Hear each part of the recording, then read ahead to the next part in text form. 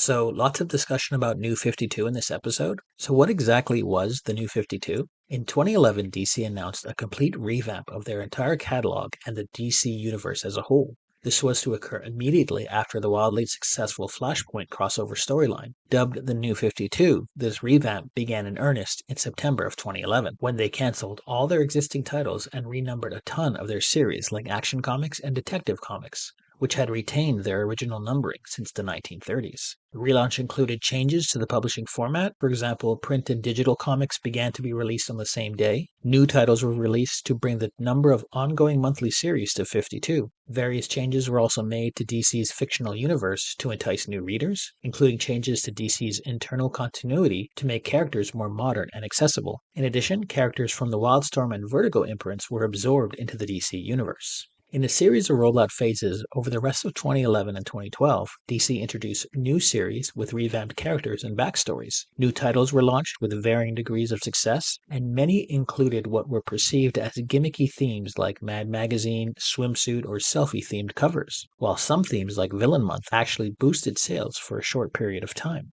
By early 2016, DC announced its Rebirth initiative, a line-wide relaunch of its titles, to begin in June, beginning with an 80-page one-shot which was released in May. Rebirth also saw Action Comics and Detective Comics return to their previous numbering. The Rebirth initiative reintroduced concepts from pre-Flashpoint continuity. New 52 was a victim of its own ambition. Not that there weren't some excellent runs during that period of time, like Batgirl, Aquaman, and Wonder Woman, but the ambition at DC to set a clear line in the sand saying this is the start of new continuity and forget almost everything else. In that light, issues people had with specific plots or characters were compounded because DC was insistent on the fact that the new narrative was the be-all end-all of the DC universe, a tactic they obviously changed only a few years later.